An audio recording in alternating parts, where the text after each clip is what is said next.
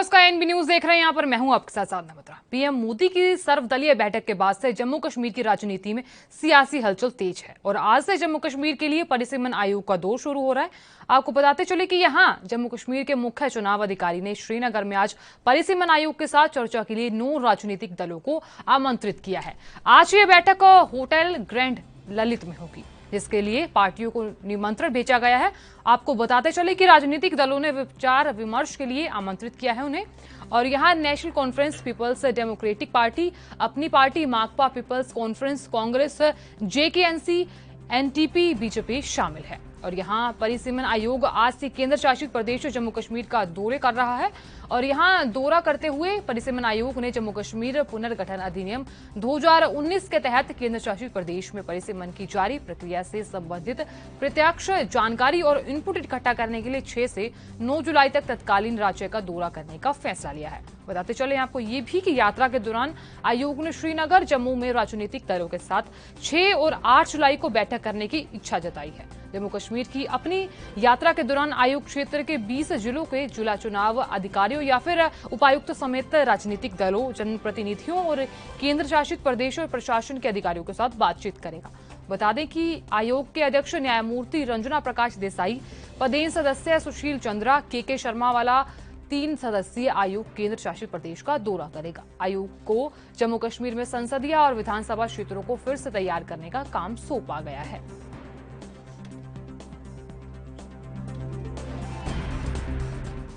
आपको बता दें, जम्मू कश्मीर की सियासी हलचल तेज होती नजर आ रही है। तो यहाँ 9 राजनीतिक दलों को बैठक का न्योता दिया गया है।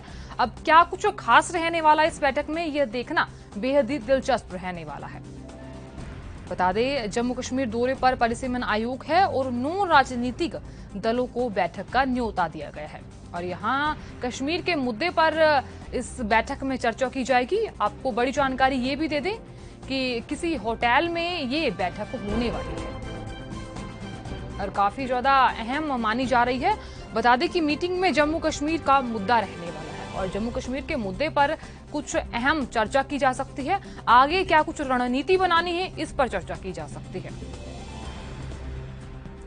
आपको बता दें कि जम्मू कश्मीर के लिए परिसीमन आयोग का दौर शुरू हो चुका है और जम्मू कश्मीर के मुख्य चुनाव अधिकारी ने श्रीनगर में आज परिसीमन आयोग के साथ चर्चा के लिए 9 राजनीतिक दलों को आमंत्रित किया है।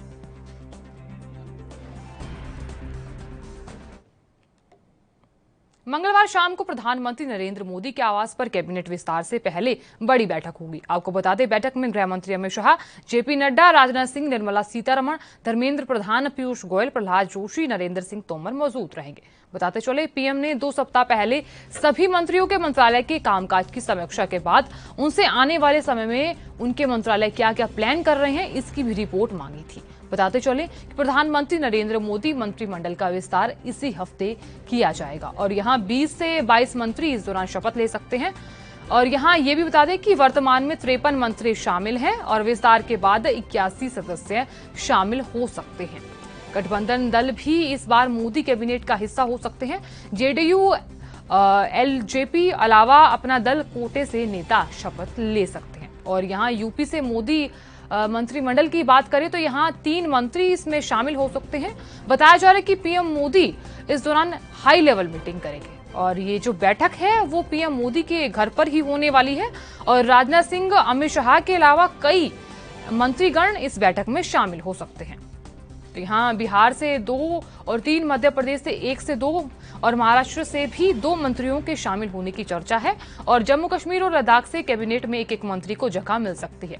राजनाथ सिंह जिस तरीके से इस मीटिंग में शामिल होने वाली है और अमित शाह भी इस मीटिंग में शामिल होने वाले हैं।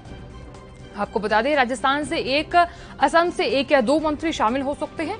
पश्चिम बंगाल से मोदी कैबिनेट में 2 नेताओं को जगह दी जा सकती है।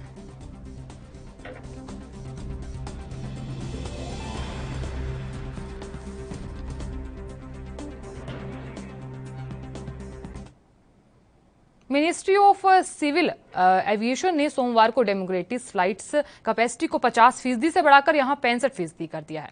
तो यहां राहत दी गई है। आपको बता दें, कोरोना वायरस के चलते 1 साल से अधिक समय से फ्लाइट्स सर्विसेज पर काफी ज्यादा असर दिखाई दिया और यहां सरकार ने अब नए आदेश जारी कर दिए हैं। आपको बता दें, यहां पहले की तुलना में यात्री ज्यादा यात्रा कर सकेगी। सरकार ने 5 जुलाई को जारी किए ऑर्डर में बताया कि वर्तमान स्थिति की समीक्षा के बाद हवाई यात्रा के लिए तय 50% क्षमता को बढ़ाकर 65% कर दिया गया है। और यहां मंत्रालय का यात्री क्षमता से संबंधित नया ऑर्डर 5 जुलाई से ही लागू हो जाएगा और जो कि 31 जुलाई या फिर अगले आदेश तक लागू रहेगा। और कोरोना काल की बात करें तो यहां डोमेस्टिक ऑपरेशंस पूरे कोविड प्रोटोकॉल्स के साथ ही जारी है। यात्रियों को यात्रा करने से पहले मास्क लगाना बेहद ही अनिवार्य बताया गया है। साथ ही सोशल डिस्टेंसिंग का पालन करना भी आवश्यक है।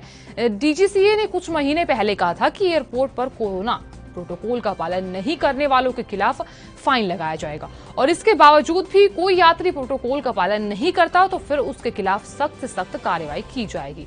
और देश में कोरोना वायरस की दूसरी लहर अब धीमी होने लगी है। एक समय रिकॉर्ड बना रहे मामले अब लगातार कम हो रहे हैं। हालांकि एक्सपर्ट्स और सरकार ने तीसरी लहर की चेतावनी दे दी है। सरकार ने लोगों से पूरे कोरोना नियमों का पालन करने के लिए भी कहा है।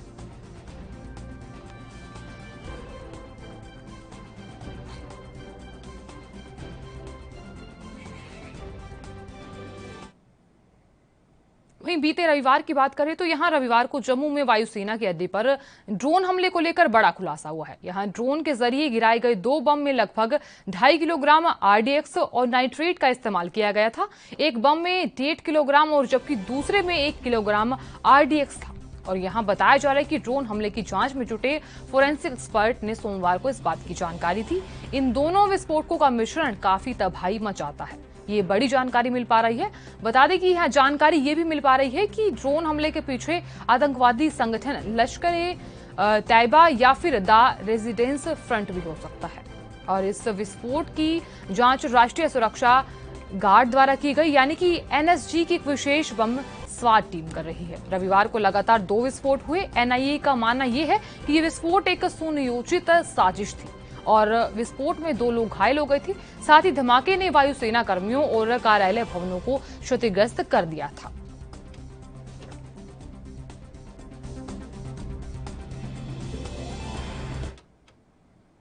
असम के सीएम हिमंत बिस्व शर्मा ने राज्य के सभी पुलिस स्टेशनों के प्रभारी अधिकारियों को महिलाओं के खिलाफ अपराधों से सख्ती से निपटने को लिए कहा है। तो यहां सख्ती से निपटने के लिए कहा गया है। बता दें कि इसके साथ ही उन्होंने प्रति जीरो टॉलरेंस दिखाने के निर्देश जारी किए हैं। सीएम ने उनसे बलात्कार, छेड़छाड़, मारपीट आदि सभी मामलों के साथ साथ हथियार और नशीले पदार्थों की तस्करी के मामले की त्वरित सुनवाई के लिए जल्द से जल्द चार्जशीट दाखिल करने को कहा है।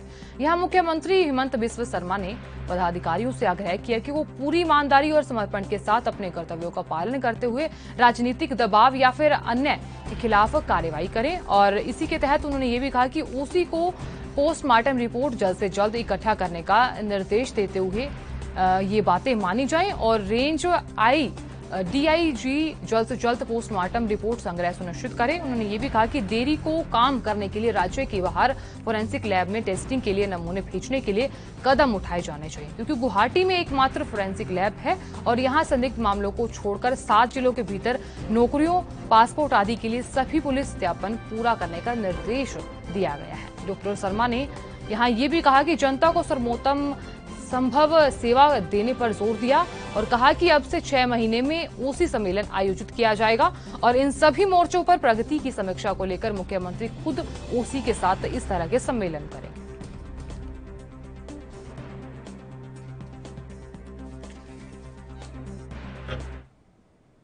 राष्ट्रीय राजधानी दिल्ली की धरती सोमवार रात को भूकंप के झटकों से हिल उठी और दिल्ली में अब भूकंप के हल्के झटके महसूस किए गए। बताते चले कि सोमवार रात 10:36 पर दिल्ली एनसीआर में भूकंप आया और यहां सिस्मोलॉजी के मुताबिक इस भूकंप का केंद्र जो है वो हरियाणा के झज्जर से 10 किलोमीटर दूर उत्तर में था। हालांकि भूकंप में अभी तक किसी तरह के नुकसान की जानकारी सामने नहीं आई है और रिक्टर स्केल पर अगर बात की जाए तो भूकंप की तीव्रता जो है वो 3.7 रही। भूकंप की वजह से लोग अपने अपने घरों से बाहर की ओर निकल गए।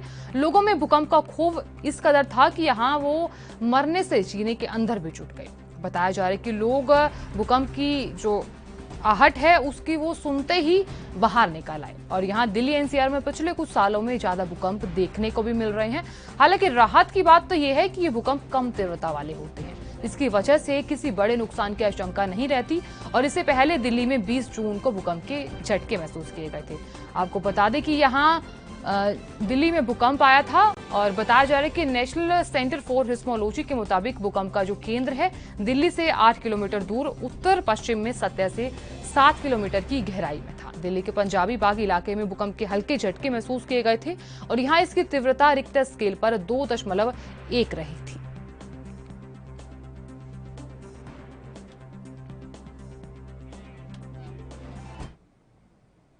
पीएम नरेंद्र मोदी ने आज जनसंघ के संस्थापक डॉक्टर श्यामा प्रसाद मुखर्जी को उनकी जयंती पर नमन किया है। बता दें, इस मौके पर उन्होंने कहा कि डॉक्टर मुखर्जी ने अपना जीवन भारत की एकता और प्रगति के लिए समर्पित कर दिया। प्रधानमंत्री मोदी के अलावा बीजेपी के कई अन्य सीनियर नेताओं ने श्यामा प्रसाद मुखर्जी की जयंती पर उन्हें याद किया। बताते चले कि पीएम नरेंद्र मोदी ने ट्वीट किया और ट्वीट करते हुए कहा कि मैं डॉक्टर श्यामा प्रसाद मुखर्जी को उनकी जयंती पर नमन करता हूं और यहाँ उदात्त आदर्श देश भर में लाखों लोगों को प्रेरित करते हैं। डॉक्टर मुखर्जी ने अपना जीवन भारत की एकता और प्रगति के लिए समर्पित कर दिया। उन्होंने खुद को एक उल्लेखनीय विद्वान और बुद्धिजीवी के रूप में भी प्रतिष्ठित किया।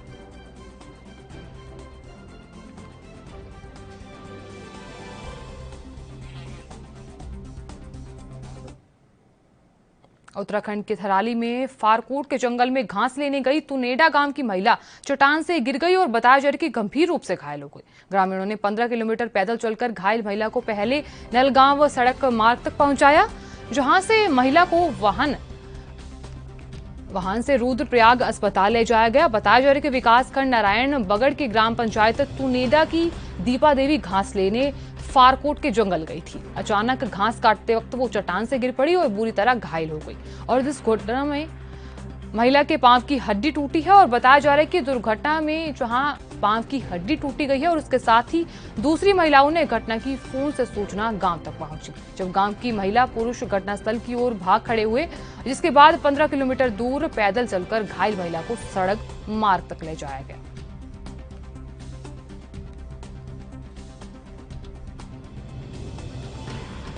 घटना घटी और ये निहायत, यदि हम सड़क मार्ग से जुड़े होते तो इस प्रकार की जो हमें परेशानी हुई उसका सामना नहीं करना पड़ता। और यहाँ तक कि जब गांव में पुरुष पर्याप्त संख्या में नहीं थे तो हमें महिलाओं का भी सहारा लेना पड़ा और निसंदेह यदि हम सड़क मार्ग से जुड़े होते तो ये इस प्रकार की समस्या का हमें समाधान नहीं करना पड़ता। तो मैं सरकार से निवेदन करूँगा कि आप इस ओर अपना ध्यान आकर्षित करें। और आज हमारे गांव में कुछ महिला घास लेने गई, जिसमें एक बहन का पांव फ्रैक्चर हो गया, जिसमें सारे ग्रामवासियों, महिला और पुरुषों ने मिलकर के उन्हें हॉस्पिटल तक पहुंचाया। ये सरकार के अनदेखी है कि आज हर गांव में रोड पहुंच चुकी है। सिर्फ एक ग्राम तुनेडा ऐसा है कि जहां पर रोड अभी तक पहुंची नहीं है। इससे पहले भी हमारे गाँव में विधायक जी भ्रमण पर आए थे। हमने उनके सामने भी ये बात रखी थी कि हमारे गांव में रोड क्यों नहीं आ रही है, कहाँ अटकाव हो रहा है।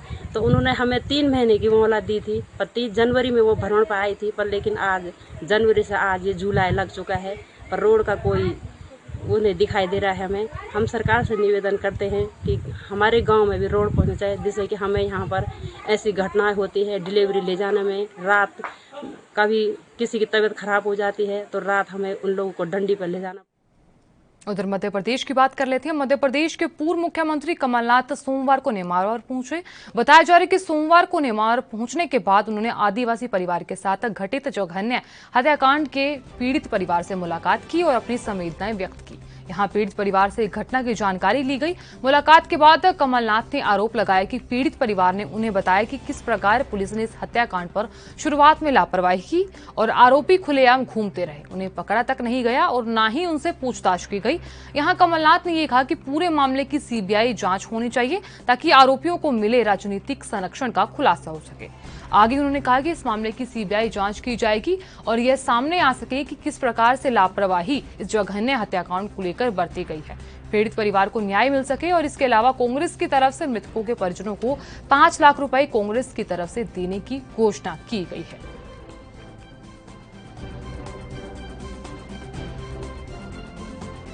इतिहास में मैं मानता हूं सबसे कलंकित कांड हुआ है।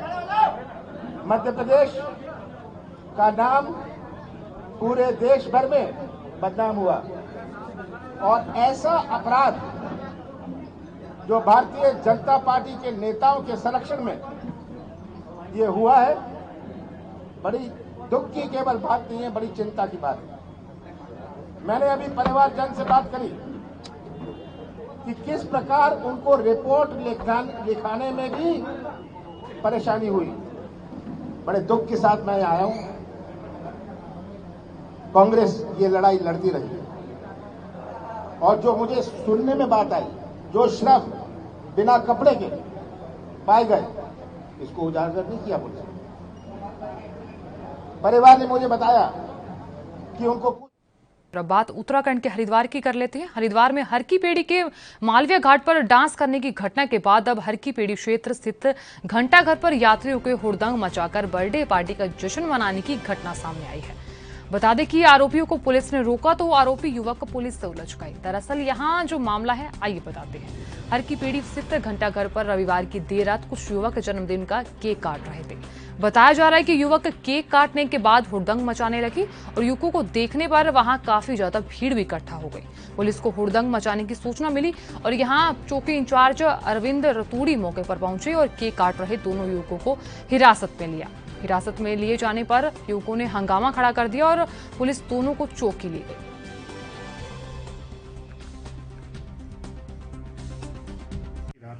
पुलिस को सूचना मिली थी कि कुछ लोग हैं मालवीय घाट पे जिनके द्वारा शोर शराबा किया जा रहा है और केक कटिंग का काम कर रहा है।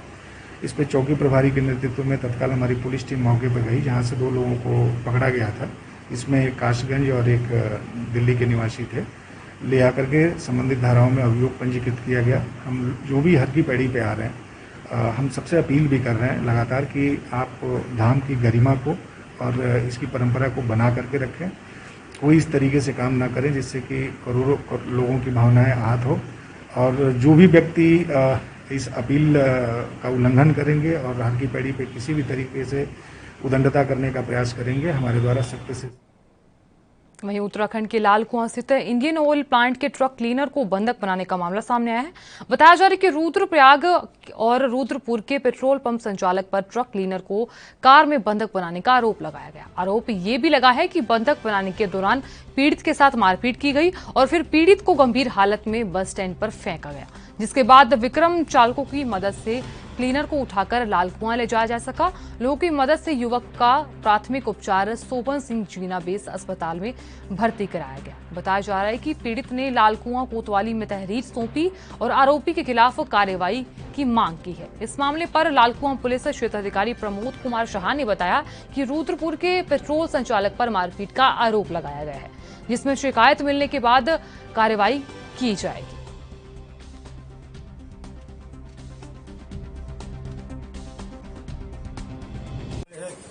तो उन्हें बताया कि ड्राइवर यहाँ पर मैं आया कर तेल निकालेंगे करके। हमने उसके वीडियो बनाने गए तो उन्हें बताया क्यों फिर गाड़ी बैठ कर चला गया आगे को। वहाँ जाके उतर गया, वहाँ जाके इन्हें पकड़ को मारे सरदार ने। मैंने ये झापड़ मारे दिमाग में ज्यादा, हाथ से मारता है, बॉक्सिंग मारी यहाँ सर में। तो ये लोग सिर्फ डंडे से मारा, बांस के डंडे से कम था। ये खटमाल रुद्रपुर में है।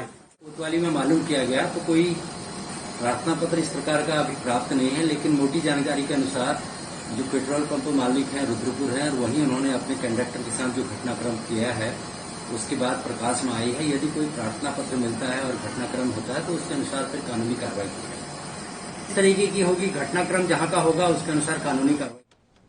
और यहाँ सीबीएसई ने शैक्षणिक वर्ष 2021-22 के लिए नई स्कीम की घोषणा की है।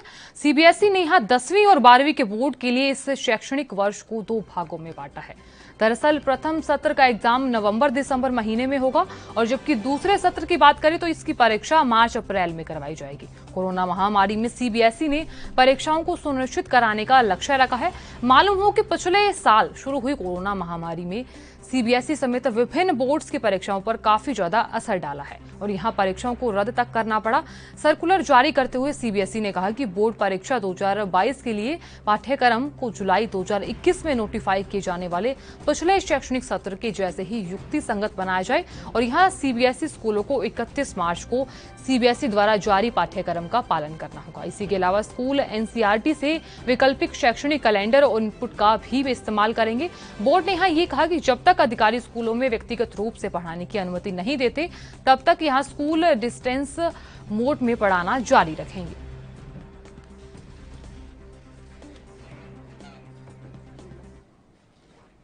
वहीं दूसरी ओर दिल्ली के गाजीपुर मंडी में भारी संख्या में लोग सब्जी लेने पहुंचे। कई लोगों ने कोरोना नियमों की अनदेखी भी की और यहां बिना मास्क के ही मंडी में पहुंच गए। तस्वीरों में आप साफ तौर पर देख भी सकते हैं, ये सब्जी मंडी के हालात आपको दिखाई दे रहे हैं। बता दें कि इस पर दुकानदारों का ये कहना है कि जिन लोगों ने मास्क नहीं लगाया है उन्हें सब्जी नहीं दी जा रही, उन्हें दुकान से ही वापस भेज दिया जा रहा है।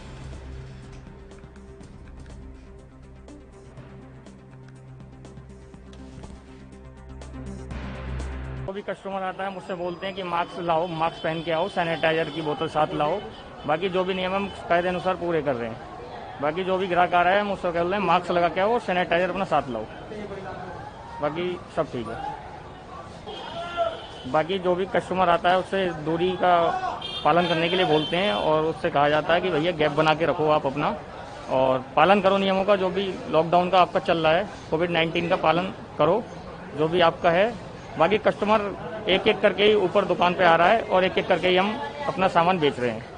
सोशल डिस्टेंसिंग का पालन करता हूं और ग्राहकों को भी हिदायत देता हूं कि मास्क लगा के आए। सैनिटाइजर की बोतल रखी हुई हमने, उनसे सैनिटाइज करके ही पैसे का लेन देन, माल का लेन देन करते हैं। वैसे जो कोई ग्राहक आ भी जाता है बिना मास्क के, बिना सैनिटाइजर के, मैं उनको सामान नहीं देता, उनको वापस भेज देता हूँ। यहाँ शिकायत करते हैं लोगों से, कहते हैं मास्क लगाएं।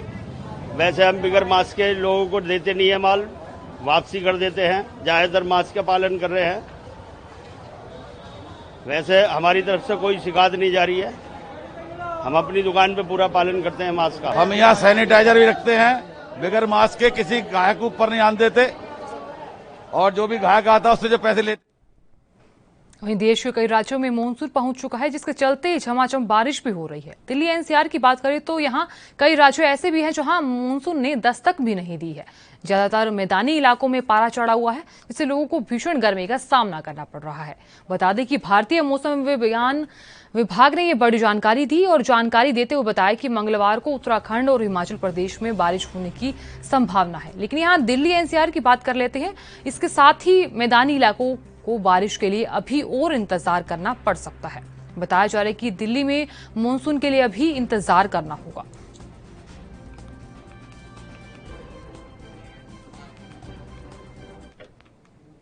और यहाँ पाकिस्तान में फिर से पानी की किल्लत देखी गई है, चिंता भी व्यक्त की गई है। तो यहाँ पानी की समस्या को देखते हुए पाकिस्तान में सियासत शुरू हो गई है। यहाँ ये कहा जा रहा है कि पाकिस्तान के लिए आज सबसे बड़ा खतरा आतंकवाद नहीं बल्कि पानी की कमी है। संयुक्त राष्ट्र विकास कार्यक्रम की एक हालिया रिपोर्ट में पाकिस्तान में पसर रहे गंभीर जल संकट की तरफ ध्यान दिलाया गया और यहाँ अंतर्राष्ट्रीय मुद्रा कोष की एक रिपोर्ट में पाकिस्तान में पानी की किल्लत को लेकर चिंता जाहिर की गई है।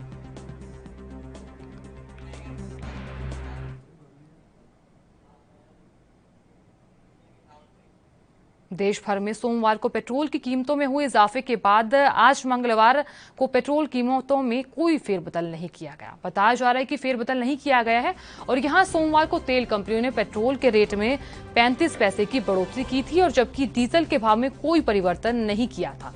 6 जुलाई की बात करें तो दिल्ली में पेट्रोल की कीमत 99.86 रुपए प्रति लीटर पर रही और डीजल का भाव जो है 89.36 रुपए प्रति लीटर पर रहा।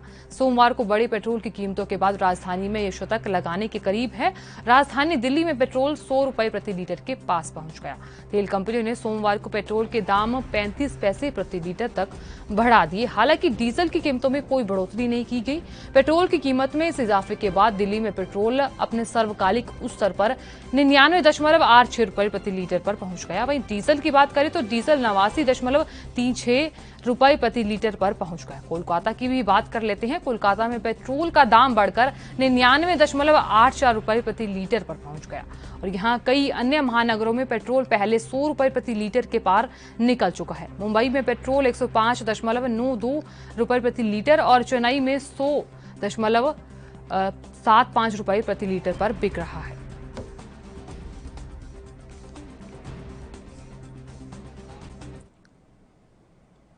पश्चिम बंगाल में टीएमसी सभी कोविड नियमों का पालन करते हुए 10 और 11 जुलाई को देश में बढ़ते कीमतों के चलते विरोध प्रदर्शन करेगी। बता दें, सोमवार को टीएमसी नेता पार्थ चटर्जी ने इस बारे में जानकारी दी और यहां चटर्जी ने कहा कि सभी कोविड प्रोटोकॉल का पालन करते हुए 10 जुलाई और 11 जुलाई को पश्चिम बंगाल के हर ब्लॉक शहर में ईंधन की कीमतों में बढ़ोतरी के खिलाफ धरना प्रदर्शन किया जाएगा। पश्चिम बंगाल के मुख्यमंत्री ममता बनर्जी ने कहा कि कीमतों में अत्यधिक उछाल की जा रही है और यहां ऐसे में लोगों को बहुत परेशानियों का सामना करना पड़ रहा है। पेट्रोल और डीजल की कीमतों में मई के बाद से ही 8 बार बढ़ोतरी हुई, जिसमें से 6 बार सिर्फ जून में हुई थी। यहां ममता बनर्जी ने सोमवार को प्रधानमंत्री नरेंद्र मोदी से पेट्रोल और डीजल पर केंद्र सरकार द्वारा लगाए गए टैक्स को कम करने के लिए अपील की है। सीएम ममता बनर्जी ने अपने खत में लिखा कि देश के कई राज्यों में पेट्रोल की कीमत 100 के आंकड़े को पार कर चुकी है। 4 मई 2021 की बात करें तो यहां पेट्रोल डीजल की कीमतों को बढ़ाया गया और लगातार बढ़ाया भी जा रहा है। जून महीने में 6 बार और एक सप्ताह में 4 बार कीमतों को बढ़ाया गया। ये चौंकाने वाला मामला सामने आया और इस बढ़ोतरी से आम जनता काफी ज्यादा परेशान है।